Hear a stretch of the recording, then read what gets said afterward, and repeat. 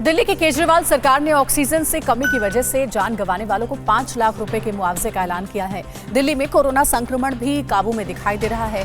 Vaccination संकट के बीच दिल्ली को जून के पहले हफ्ते में रूसी वैक्सीन मिल सकती है और विदेशों से मंगाए जाने वाले मेडिकल ऑक्सीजन कंसंट्रेटर और पल्स ऑक्सीमीटर जैसे आइटम्स की दरों में कटौती की जा सकती है। कोरोना को हराने वाली खबरें आपको दिखाते हैं। टॉप 9 हारेगा कोरोना।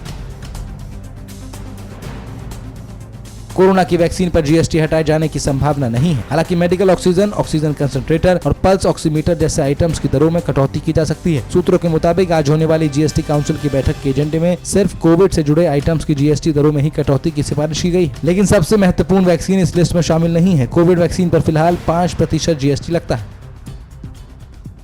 जीएसटी काउंसिल की बैठक में PPE kit, N95 mask, RT-PCR machine की दरों में कमी संभव नहीं है। माना जाता है कि जो आइटम्स अभी 5% की स्लैब में हैं, उनमें कमी की गुंजाइश नहीं है। हालांकि कोविड के इलाज से संबंधित 4 आइटम्स में कटौती का प्रस्ताव जरूर है। इनमें medical grade oxygen, oxygen concentrator, testing kit शामिल है। इन चारों आइटम्स पर 12% जीएसटी को घटाकर 5% करने का प्रस्ताव है। दिल्ली में कोरोना काफी हद तक कंट्रोल होता दिख रहा है। पिछले 24 घंटे में राजधानी में सिर्फ 1072 केस सामने आए। मौत के आंकड़ों में भी कमी आई है। एक दिन में दिल्ली में 117 मौतें हुई हैं। वहीं 3725 लोग रिकवर होकर घर लौटे हैं। अच्छी बात यह है कि राजधानी में पॉजिटिविटी रेट 2% से भी नीचे आ गया है और एक्टिव केस 16,378 ही रह गए हैं। दिल्ली सरकार ऑक्सीजन की कमी से जान गंवाने वाले कोरोना मरीजों के परिजनों को 5 लाख रुपए तक का मुआवजा देगी। ये मुआवजा उस घोषणा से अलग है जिसमें दिल्ली सरकार ने कोरोना के चलते जान गंवाने वाले मरीजों के परिजनों को 50,000 रुपए के मुआवजे का ऐलान किया था। 50,000 रुपए के ऊपर किसको कितना मुआवजा देना है, ये 6 सदस्यीय टीम तय करेगी।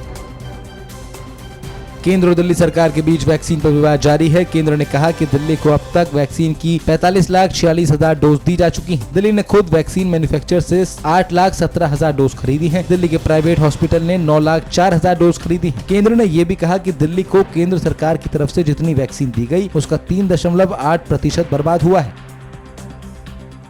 दिल्ली में वैक्सीनेशन संकट के बीच अपोलो अस्पताल ने कहा कि जून के पहले हफ्ते से उनके अस्पतालों में रूसी वैक्सीन स्पुतनिक वी मिलनी शुरू हो जाएगी। स्पुतनिक वी ने सीएम केजरीवाल को भी इस बात का भरोसा दिया। इस बीच वैक्सीन की कमी से दिल्ली में टीकाकरण में परेशानी हो रही है। 18 से 44 साल वालों का वैक्सीनेशन पहले ही पूरी तरह से बंद है। 45 साल से ज्यादा उम्र वालों के टीके पर भी संकट के बादल मंडरा रहे हैं। उत्तर प्रदेश में कोरोना संक्रमण काबू में आता दिख रहा है। राज्य में हर दिन नए केसों में कमी आ रही है। रिकवरी रेट 95% से ज्यादा हो गया है। कल राज्य में 3,178 नए मरीज मिले जबकि 187 लोगों की मौत हो गई। 24 अप्रैल को राज्य में 38,000 से ज्यादा केस आए थे। यूपी में कल करीब 3.5 लाख लोगों का कोरोना टेस्ट किया गया। प्रदेश में फिलहाल कोरोना के 58,000 एक्टिव मामले हैं। उत्तर प्रदेश में कोरोना संक्रमण की चेन तोड़ने के लिए और साफ सफाई के लिए लोगों को जागरूक करने के लिए ड्रोन की मदद ली जा रही है। वाराणसी में ड्रोन के जरिए प्रशासन बेवजह बाहर घूमने वालों पर नजर रख रहा है। ड्रोन के जरिए ही रिकॉर्डेड संदेश भी प्रसारित किया जाता है जिसमें लोगों को कोरोना से बचाव के तरीके बताए जाते हैं। आने वाले दिनों में कई और शहरों और गाँव में भी ड्रोन का इस्तेमाल किया जाएगा।